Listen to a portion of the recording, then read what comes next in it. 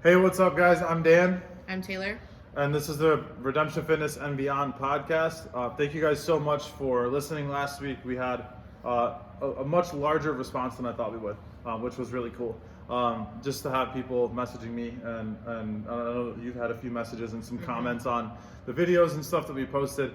Just saying, thanks for sharing, thanks for being vulnerable and stuff like that, which we didn't really even get that deep, but No. it's cool to just see that people valued that. So anyway, guys, thank you so much for listening, and those of you that have subscribed and turned on notifications and whatnot, we really do appreciate that.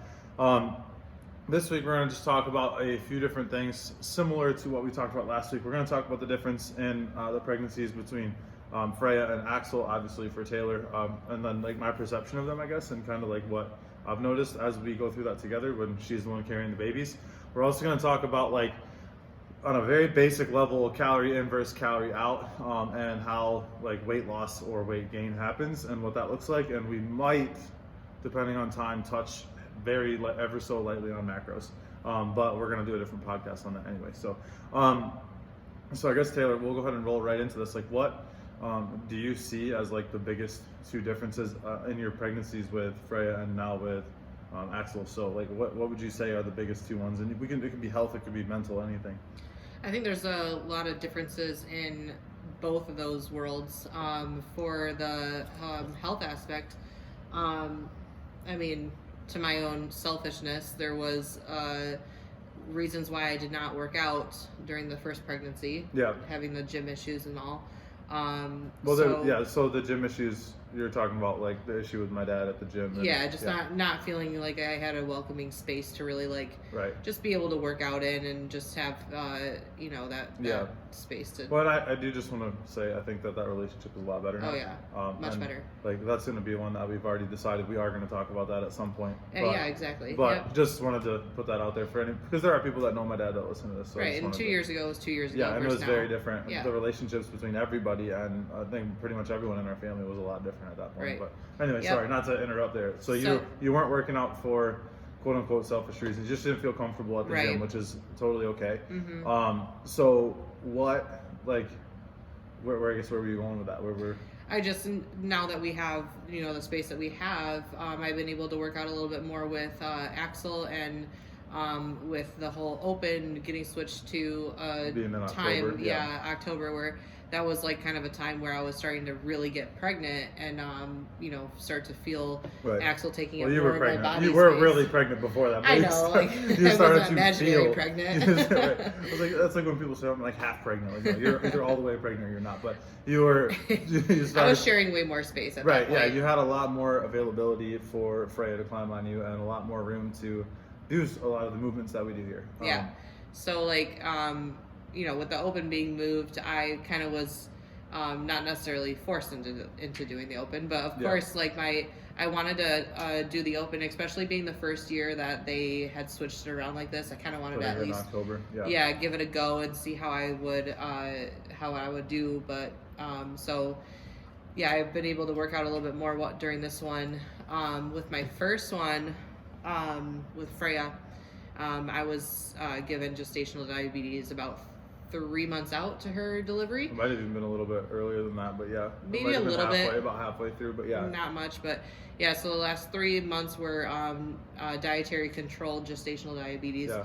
And then finding out that, putting connections that my family has deaths of diabetes in our family really scared me. So which I didn't even know before, like, you started looking into that a little bit more and talking to your mom a little bit more about that. So finding that out for me, I was like, how do you have gestational diabetes? Like, when we first got together, like, I ate like a jerk, and I remember, like, one of the first times we hung out, you're like, I'm gonna eat sweet potatoes and chicken. I'm like, cool, I just got McDonald's. Like, great. So like, that was really surprising for me, just because you be like, even into Philly, like, you ate really well while we were out there for the most part, minus like the calzones that we mentioned last week. Like, for the most part, you did eat really well while we lived out there, and you got pregnant, and then I think maybe a little bit of willpower went away, because all of a sudden I'm seeing like Burger King bags and Taco Bell bags all over the place. I'm like, what's happening right now? And then sure enough, 4 or 5 months later, the doctor's like, yeah, you have gestational diabetes, and It didn't take much. It No, not really at all. doesn't take a lot. It's kind of scary to think about because I like, and you said like during my pregnancy, like yeah, of course I allowed myself to cave into these, um, you know, cravings that any pregnant woman will Yeah. go through, but gave into a little bit of those cravings, but not too much. Like my diet wasn't really It's not crazy. like you were eating McDonald's or Burger King every Right. day. It's just like And- you were eating it way more than normal, which was maybe once every couple months. Yeah, and it was just crazy to see how little of a difference you can make in your diet to that outcome, like the things that can happen. It was a little scary, to be honest with you. Yeah, I remember you kind of freaked out a little bit. I don't remember exactly what you said. Like the conversation wasn't like a crazy deep conversation that's ingrained in my brain, but it was definitely something like after you heard or found out that you had gestational diabetes, you were a little bit freaking out, and I was like, it's gonna be okay. Like once you have the baby, like you're gonna be fine. I cleaned it's gonna stuff go up away. pretty good and made sure I was eating less of the bad foods and more of the good foods and stuff like that. So I think I did a really good job wrapping up that pregnancy, even with the news of having gestational diabetes with that one. And then rolling into the second one, having the higher percentage likelihood that I'd be able to get gestational diabetes again. Yeah. I went in much differently with the diet. My portions have been much smaller. I feel like I've been eating more meals throughout the day, less.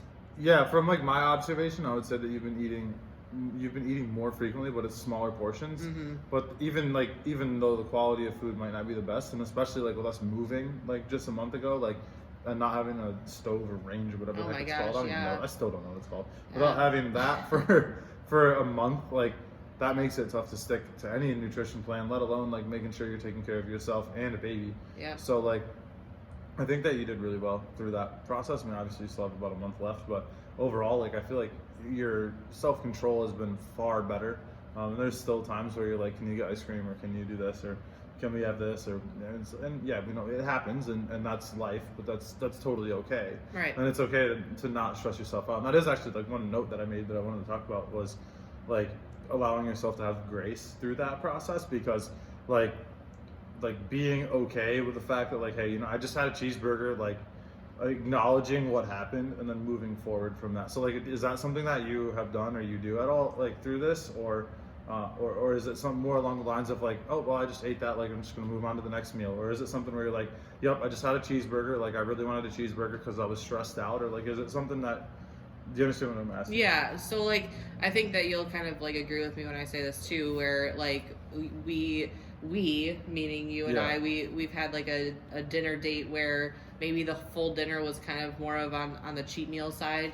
Not necessarily saying that we ate cake for dinner, but but we definitely had that spinach artichoke dip. Yeah, we had spinach artichoke dip and chips, and then we're on the hunt for the best spinach artichoke dip. Yeah, so if you know where it is, let us know. That's like a so far Charlie's is winning, I think. Bucket list thing of ours. Anyways, so yeah, like things like that, like for dinner, and then when we come home, there were instances where you had maybe mentioned Dairy Dan's, and then I would turn you down. So and then I would still get it. So he would like, still go get it for himself. I was but not absolutely for me. enabling myself through Taylor being pregnant. So Very true. Yeah, that and coming off, like for myself, coming off of that 12 months of like no cheat days at all. Like, you watched me go through that. I mean, Christmas I cheated. Yep.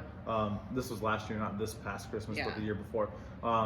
Getting very, very, very lean and doing it in a way that just was not realistic for me to sustain, especially with the stress of the business and stuff.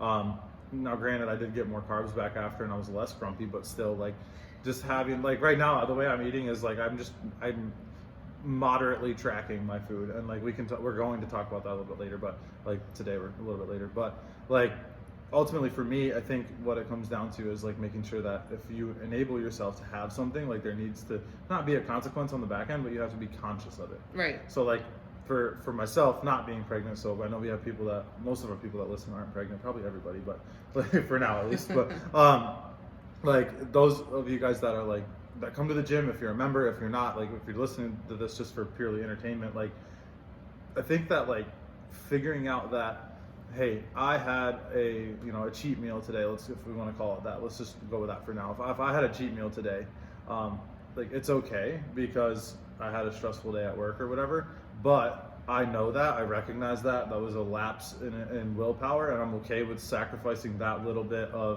um, of willpower, so that way I can not go crazy and like, you know, dive into a bottle or Yeah, I think or that's a good something mental like state that. to go into. Like that's something that I've really been working on, in a book that I read. It's called Willpower Doesn't Work or something like that. I forget exactly what it is, but it really talks about like how like you only have so many choices you can make in a day.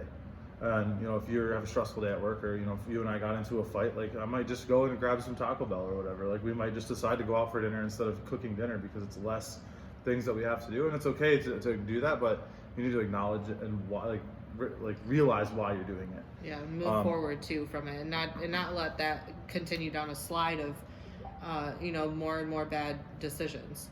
So I think that that's kind of like a big thing that has changed in this pregnancy versus the last one, is that my knowledge of the gestational diabetes and the fear of my family's background, and going into this one, I think that I have had a little bit more of that mental clarity when I have a cheat meal or whatever, that I am conscious of it. I make better decisions after that, continuing out through that day. Because to be honest, like once you make one cheat meal, sometimes if we're not careful about how we're thinking about the rest of our day, we Right. could just let that go down a Right. 'Cause rabbit I know, hole like I of- know we've made, you know, a cheat meal early in the afternoon, like 4 or 5 o'clock dinner Yeah. before I have to go coach. And then there's some left over, and then I'll come home and eat it. Right. Or like I'll come home and there's like a massive plate in front of you and Freya, and I'm like, what's happening right now? Yeah. Like what's going on? So, like I think if you're gonna make that cheat meal, like not that I'm saying waste your food, but like when you're done eating it, like get rid of it. Like whether that be you just go donate it to somebody, you throw it in a Tupperware container, take it to a homeless man if you want to feel good about yourself, or you just throw it in the trash. Like whatever the case may be, I think if you're planning to do that, don't set yourself up to fail by leaving it around. And I think that's something that lately, the last month or two, we have not been good at. But the beginning of your pregnancy, you did really well with that. Yeah. Like you would eat something that wasn't great, and like if you didn't want the rest of it, you would either give it to me because you're trying to fatten me up, or you would throw it away. Like you would just get rid of it, or Yeah. maybe even feed the dog if it was like a little bit of a cheeseburger or something like that. So I think that's like important to talk about, is just that, like acknowledging what's going on and then being willing to say, hey, this is like my boundary on this, and like I'm done eating, so I'm gonna throw it away. Right. And not feeling bad about it, or I'm done eating, like I'm gonna give it to somebody else, or I'm gonna give it to like donate the rest of the food that I haven't ate part of it. I think that's not a bad idea. With like you in the gym and working out, I know like lately you haven't. I'm gonna cut that part out. I know lately you haven't. Man, I'm dying. Hold on. Okay, let's try that again. So I know with Freya and with Axel, like you worked out a little bit with both of them. Not as much with Freya, way more with Axel. But even lately, like it hasn't been all that much. Like it's probably because you're in your third trimester and like you feel like you're falling apart a little bit, That is like very true. physically. And so I know that that's one thing that with both of the pregnancies now, that you've struggled with, is like your hips feel like they're falling apart, your knees, your ankles, like everything is like, you're like, what's happening to me? I feel like I'm 80. Yeah, that happens towards the third trimester. You know, like a lot of your bones start to shift, and obviously I'm not a doctor, so like this is going to be different for every woman. Timing and everything like that is going to be different. But just like the way that my birthing hips are, they just are not. They hate being moved around. Yeah, well, and third trimester is just not good to them at all. Yeah, and it's, you know, I think I don't think I've ever told you this, but like going into like Freya, the first pregnancy, I was like fully expecting you to work out like 5 days a week and like all the way up to giving birth, because I know like that was something that we had talked about. Like we've been around, you know, the fitness world long enough to see people do that, like actually in front of us, and then people on like, oh yeah, and don't get me wrong. famous people too. Yeah, don't get me wrong. I had those expectations too, because Yeah. I follow a bunch of pregnant fit Right. people that work out just as much, and I'm like, yes, this is gonna be me. I'm Right. so gonna do When you this. get to inspire everybody, and then you do one workout, you're like, yeah, no, I'm good. Nope. And I just think that it's cool that like you were willing to acknowledge that your body's just different than other people's bodies, and like you just didn't feel safe working out. Really, that's what it came down to. Not for you, not even for Yeah. you, but for the baby. especially with Freya, because it was scary. yeah, because we had issues with getting pregnant in the first place. It just took a little while, and so I know you were super nervous about doing anything at all. Like there, even like reclining on the couch we had at the time, like you wouldn't even do that. Yeah, that is true. I had a lot of fear going into my first pregnancy with Freya, mainly because just like reading into like, yeah, you need to keep up the things that you were doing in the past, but then reading on like how you need to keep oxygen in your body for your infant, and like all the research that most new moms tend to do when they get pregnant for the first time, especially moms that are working out, because I think that if you're not working out before and taking supplements, and yeah, like, what not to take anymore, and obviously like you're gonna want to talk to your doctor about what to do and stuff like that, but and we are not doctors, so just a little disclaimer there, but like I think that's one thing that you were really conscious of, is like you, as soon as you found out you were pregnant, you stopped taking every supplement. Oh yeah, you stopped. I did just the prenatal. Yeah, you stopped working out, really, outside of like even the open workouts you did this year were super modified, which is totally cool, but like it was very modified, so that way you could keep your heart rate down. You didn't have any high skill anything, right? Like you did push-ups or burpees to a parallel or whatever, and you stepped over the barbell, and you're like not that pregnant at the time, at least it didn't look like it. So like I think that was really cool, and a way for people to see what was going on. And then yeah, I mean, I just think that was really cool. But would you say, like, with people coming in that might, like, may or may not be pregnant or trying to get pregnant, like when they're working out, like as they get closer to their due date, like do you feel like they should expect themselves to be able to perform at a high level, or I don't know. I think that really just is different per person. I mean, you know, like there's a athlete here who is pregnant, and she would work out all the time and didn't really, like 5 days a week. Yeah, and it never really modified much until like the very last like couple 2 days weeks. before she had a baby, and then and she I had mean, a baby and is back full force now. And it's perfect. You know, it worked out perfectly well for her. And I feel like for anyone else, like for myself, I could probably still do like a lot of the movements and whatnot. But the thing is that like for me, it added on more stress thinking about like the oxygen. Like it stressed you out mentally more than physically, because like physically you weren't sore after any of the workouts you did. No, not at all. And I just wanted to make sure that I was just moving. So I think that it's okay to humble yourself down a little bit as somebody who is an athlete, or even in like just good shape in general, before they get pregnant. If they do get pregnant, that they, you know, take it easy and not really do much. If that's what makes you calmer through this whole experience, that's what it's about. You know, it's not about like what you can maintain in the gym while you're pregnant. That no one ever, you know, said it was like you have to be able to do everything that you were. And I think also like just with the fact that like your pregnancies were different, like I think people that aren't pregnant like myself can like, and I'm not, this is unrelated to being pregnant entirely, but like this spring to last spring like is super different. Like I mean it's still winter, but going into the springtime, like I'm just in a completely different space mentally, so I can't expect to have the same style of workouts. And I think I'm not trying to compare like where I'm at to a pregnant woman. Yeah, not at all. But it is very different, and like you just need to be conscious of where you are in your training, whether that be like, sweet, I'm preparing for whatever games, like Granite Games, whatever, something like that, or like I'm just trying to be fit and not dislocate my shoulder every time I lift something over my head or something like that. So I think it's super important to be conscious of where you're at and to be paying attention to your body, because ultimately, like, you'll get one body, like you rip your AC joint one time and like that's gonna change your life forever, and then you can go through physical therapy and stuff like that, and you're never gonna have that full range of motion. So I think that's really important. Now when you were pregnant with Freya, you did not track your food in any way, shape, or form, did you? No, not at all. Like you really didn't pay any attention to it.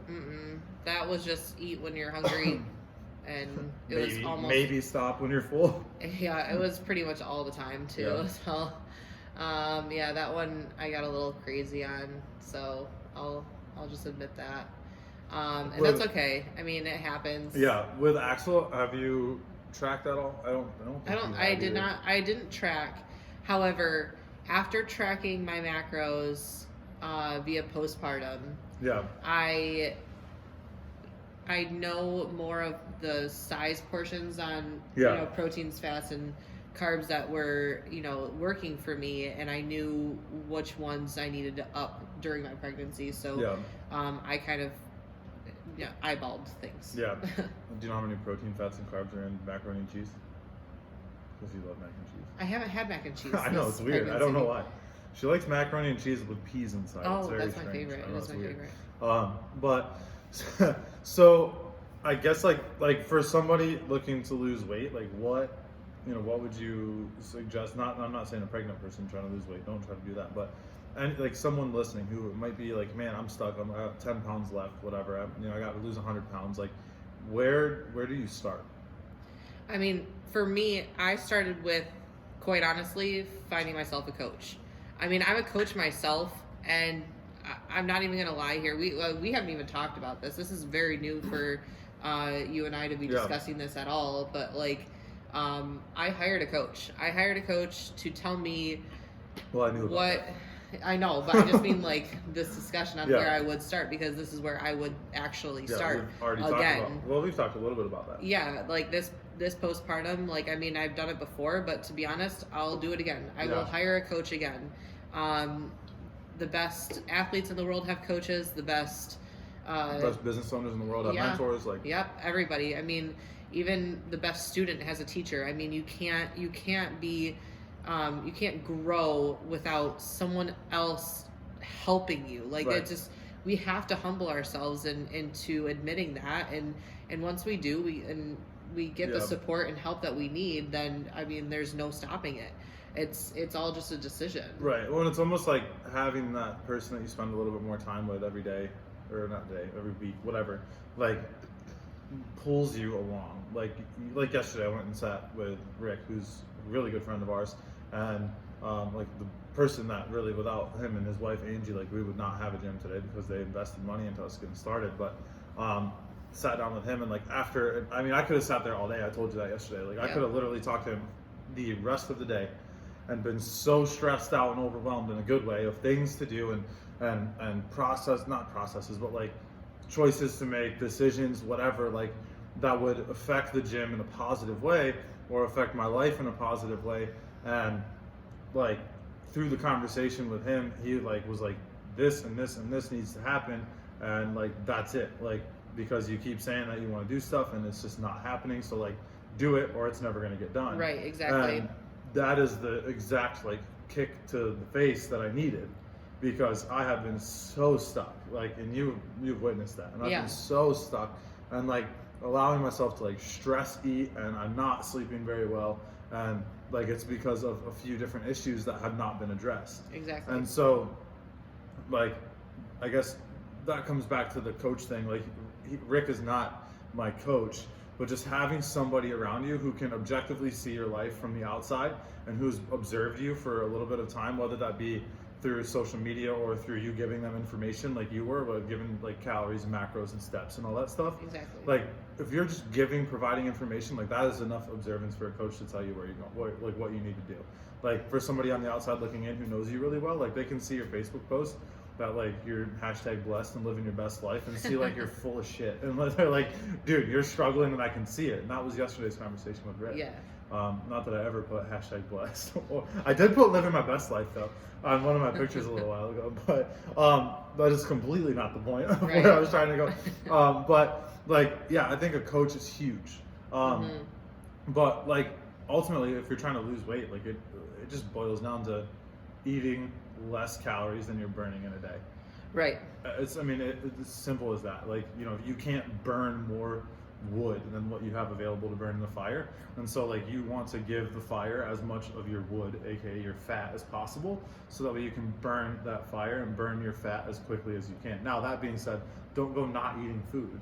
Like I would not, I do not suggest like long-term fasting at all, but like there are different things that you can do to restrict your calories that don't make you lose your mind, and I think that that's where people get confused. Like, so what are some things, and we'll talk about bulking also, but like what are some things for people that might be trying to lose weight that they could do to help them restrict calories and not lose their mind? Like I did not plan on asking you this question, so I'm curious where, like, on the spot, what you're gonna come up with. I got a couple ideas. Well, I mean, there's plenty of options that you can kind of go with, and I mean, the first and foremost is going to be the easiest thing possible. It's cutting your grains and turning your carbs from grain foods into more vegetable foods.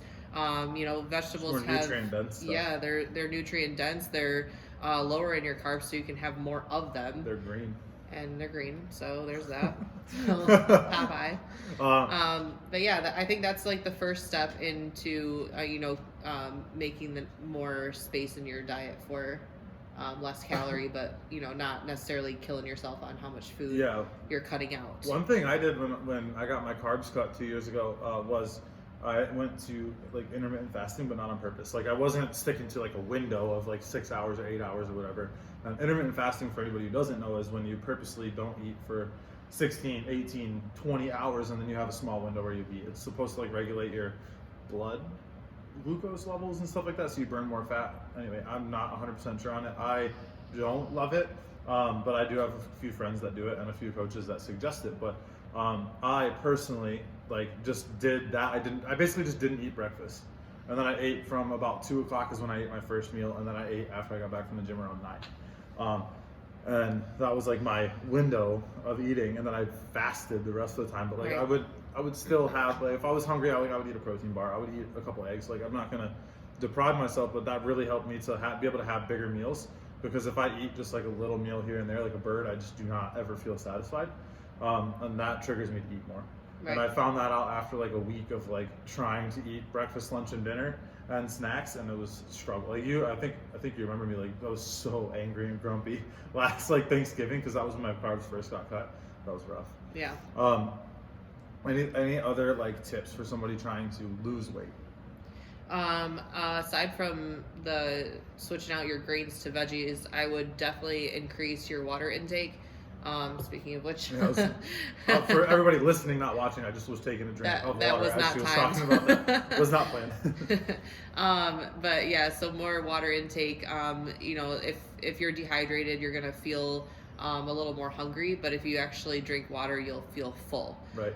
So a lot of the times when we're either snacky, like feeling snacky, or you're not exactly hungry, but you're like kind of like feeling like, oh, you could eat just a little bit, I suggest taking a big drink, big thing of water, as much as you possibly can.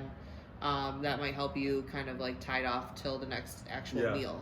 And I think the last thing that we'll talk about for losing weight is to eat your calories, not drink your calories. So I see people all the time in the gym that are trying to lose weight that complain about being hungry and then grab a 250 calorie protein shake, whether it be out of their bag or out of the cooler here.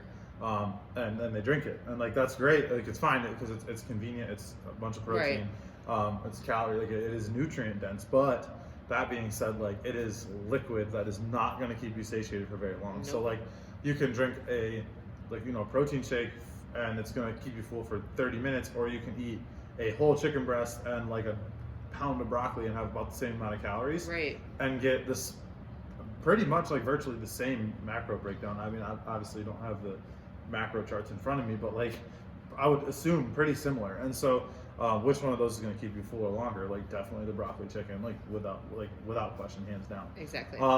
So I think eating your calories would be way more beneficial if you're trying to lose weight. It's going to keep you full or longer. That and making sure that you track everything too. Yeah, logging things. Logging things is huge. This is something we can get into on another. If nothing else, it's just for day, awareness. It's just so you're consciously writing down what you're eating. I know. So like it brings to light like, oh, I just had 14 Hershey's Kisses. Like what happened? I mean, if you could take it from anybody, you could take it from me. I absolutely hate tracking my food. She hates all the apps. I hate the apps. They lie to you. You have to enter them in yourself. And it's just like, oh God, it's so ridiculous. I wish there was just a super easy way to do it. If you've never used one of those apps, they're really not that bad. MyFitnessPal is decent. I know, I'm making it sound much worse than it really is. You scan the barcode and it's done. It's not that hard most of the time. But when you look at it, it's not right. You have to put it in your It's cell. not terrible, but what you didn't like was transferring the things from the app to the spreadsheet. That was what you got annoyed with. But anyway, the other app actually that I would suggest would be Eat This Much. It's And Fat Secrets. Fat Secrets is like MyFitnessPal. Eat This Much Yes. is way different. Like Eat This Much, you can plug in your macro numbers or your goal, and like it would generate macro numbers for you if you have no idea. But like if you're working with a coach, like you can plug in your macro numbers, and it will spit out meals that you can eat. Oh, nice. Yeah, and it'll give you the recipe guide, the shopping guide, and everything. You can plan out your whole week. It's like $50 a month, I think. And this is not like a paid plug. Like I don't want anybody to think that this is. They're just talking about like things that will help you. And this is the first time I'm really hearing in so depth about this. I have no been idea. using it like very loosely just to get meal ideas. Like that's what that spaghetti thing I had the other night came from. Oh, cool. But like, so this, it's really cool because you jump on, you can plug in your protein, fats, and carbs, or just your calories. It'll generate meals for you. If you don't like it, you can hit the regenerate button and it pops up different meals for you. Sweet. If you like breakfast and lunch but you don't like dinner, you can swipe right or whatever. I guess it's like the Tinder for food. And it'll give you like a different meal, so that way you can have something different, because then you can see if you like it. So I think that's really cool. I'm assuming that vegan options are on there as well as vegetarian and probably other options. I don't know. I like meat and steak too much to care to look, but I would assume so. I'm just assuming. I'm just asking for all of our vegan and vegetarian listeners. Yeah. I would assume that they have I would imagine so. options. Yeah. I don't know for sure. So I guess we have about 5-ish minutes left. So what tips would you give somebody trying to gain weight? Gaining weight. Yeah, I know I've worked with a lot more people trying to gain weight than you have. So yeah, you really have. And this is a on the spot question for Taylor. So yeah, to be honest with you, I would say, working with weight loss, I tend to focus a lot more on like the sources of food that it's coming from. Yeah. I feel like bulking would be a little bit of that out the window, but not necessarily. Well, it really depends on if you want to have a clean bulk or a dirty bulk. Like, and what I mean by that, for people that have no idea, like I know my mom listens to this, she has no idea what clean bulk or dirty bulk means. But like a clean bulk would be you eat really good food, you just eat a lot of it, and you put on really lean muscle, but you can pack it on thick, and you can get nice and swole. A dirty bulk is like you just eat like a power lifter that doesn't give a crap about what they're putting in their body, and they have Pop-Tarts for breakfast every day. Yeah, I mean, it's like basically 3 months of eating whatever you want. And you can gain about the same amount of weight, but like the composition is way different. So a dirty bulk, you're going to be a little bit more pudgy. You're probably going to feel way more bloated. A clean bulk, like you might still have a 6-pack at the end of it, but you might have just gained 20 pounds of pretty much almost like entirely muscle. Yeah. So that is just wanted to touch on the difference there. But like, yeah, I mean, it depends on like are you trying to go clean, or are you trying to go dirty on your bulk? Like, are you trying to eat like garbage, or are you trying to eat good? Right. And that really makes a difference in not only like what you're going to eat, but the timing, how much you're going to eat, and stuff like that. Exactly. And how you're going to feel. Right. And how that's going to transcribe into what you do on the daily too. Yeah. Like if you work out a lot, like, are you meal prepping? Are you not? Like that kind of stuff for sure. Yeah, exactly. I guess I'll give a couple of tips that I have for people so we have a bulking blueprint that we have at the gym. If you want to just tell me, I'll send it to you. But the bulking blueprint basically lays out like, eat your meals like normal and then add these things to it, because like we have a few people that are really hard gainers at the gym. Like they have tried to gain weight forever. Like one person in particular tried to gain weight forever. When I first met him, he was like a string bean, and now he's like a string bean with abs. Basically. So he's still super, like, he's pretty thin still, but like he's way stronger. And you look at before and after pictures of him, you're like, holy crap, like it's a different person. Like you look at him without the before picture, and you're still like, he's still very, very lean. And that's just his body's metabolism is so fast. And there was one point, I think it was 3 or 4 months ago, he told me he was eating like almost 8,000 calories a day, and he gained 3 pounds in 2 months, or something along those lines. Of like, that doesn't make any sense, because if I eat 3,000 calories in one day, I'm gonna gain 8 pounds in 2 hours. Like, so not fair. It's just not fair at all. But yeah, that being said, like I think one of the big things I told him is to drink your calories, not eat them. Like it's the opposite, right? So the weight loss was eat, don't drink them. The weight gain is drink, don't eat, because you can get down you know, that protein shake we talked about and not feel very full for very long and then go eat a meal. Right, And it's just basically calories, because if we're not talking about macros right now, if we're talking just calories, like who cares where it comes from? I understand that it does matter, but like for the sake of this argument with the this discussion with calories only, right? Like, I mean, you could drink Mountain Dew all day long and get a ton of calories. Oh, yeah. And you will also likely get diabetes with that, so don't do that. But like, in theory, you could drink a ton of Mountain Dew and eat chicken and just like get super jacked. But you don't want to do that, because that's going to mess with your blood sugar levels all day long. So let me just over the top make sure you guys understand, like, don't go drink Mountain Dew all day long. I did that in high school, and that's probably why I was fat. So, and I played a lot of Halo. I didn't move much, so I played a lot of Halo. I was really good at Halo. I mean, I think my doubles team was like ranked at some point, or maybe it was team skirmish. Anyway, and Rock Band. I was really good at Rock Band, especially the drums. But yes, that doesn't really matter. But yeah, so I think with the weight gain, also another thing that you could do is when you first wake up, like do some sort of a shake, like, and not like a, you know, grab a protein shake like I did out of the fridge and drink that, but like something that's got carbs, it's got, you know, like maybe maltodextrin or dextrose or something like that, where you are giving yourself like a meal replacement, more or less. Yeah, but the maltodextrin or the sugar, it's sugar. It's called what it is. Sure. It's basically sugar, and what it will do is it will spike your insulin levels a little bit with your protein. When you drink your protein, it will increase the way, or the speed at which it gets to your muscle, so you'll be able to build muscle faster. In theory, that is why bodybuilders like sometimes inject insulin into their body. So that's just a completely, like, that went way deeper than I intended, and I might even cut that out of what we're talking about. But like, I just think it was cool. Like, or it's interesting that like you can wake up, you can eat a big meal, have a big insulin spike. It doesn't need to be through like a sugary thing, and then you can go get a really good workout, a great pump, feel awesome, feel huge, then come back and eat again. Because if you're eating before and after you work out, like those are 2 meals right there, and then you still have, you know, lunch and dinner and probably a couple snacks in there if you're bulking. So right. That's just like one thing that I would wake up and eat something right away, or drink like a dense protein shake, like maybe with like some oats in there or something like that, especially if it's a pre-workout, especially if I'm going to work out. What type, I mean, we got a couple more minutes, what type of fitness would you suggest for somebody losing versus somebody gaining? I'm interested to see what you say, because I definitely know what I'm going to say. Okay. So, workouts for people that are interested in losing weight. To be honest, I mean, you can go one of 2 routes. You could do lighter weight, multiple reps. So, this could be known in the cross fitness world, or you can say CrossFit. We're not advertising any gym or anything right now. Whatever. Either way. Like, well, the CrossFit Games Open is what Open we were talking about earlier. I know. So. But with like cross fitness versus like bodybuilding style in general, however you want to take that, lighter weight and higher reps will be helpful. It'll help to burn that fat while actually sculpting that muscle. Yeah. And then if you're looking into gaining strength and size, I would suggest a lower volume with higher weight. Yeah. Definitely something especially along for those lines. strength. Oh yeah. Like for strength, size will probably come Time with under that too. time under tension Yeah. for strength is going to be a big key with that too. Yeah, like I we've been think. doing tons of tempo stuff like with our classes here, and like people are getting really strong. Yeah.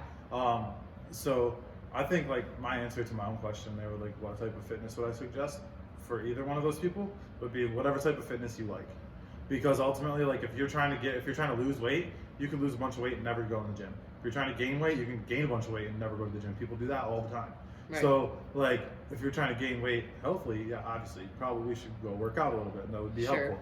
But and again, going back to the coach thing, like having somebody walking you through everything. Yeah, it's going to be helpful regardless. Absolutely. Yeah. And I think the most important thing that like anyone who is listening hears is that like if you have something that you like for fitness, like do that thing.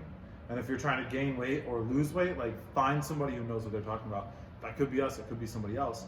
I don't really care. I believe that everybody needs a coach in some capacity. Oh yeah. And if you're using that person to help you gain, lose, maintain, whatever, it's not going to matter what fitness source you're using if you are okay with following the process of the nutrition, because that is what's going to make the biggest difference. Yeah, because that word alone describes it perfectly. It's a process. It's not Yeah. it's not a overnight thing. It's not a It's one not day to snap your solution. fingers Yeah. and you have a six-pack, then that'd be great. Nope. But It's a process. I mean, it's a mental process, physical process. It's all over the place, Yeah. and you just kind of have to be ready for that.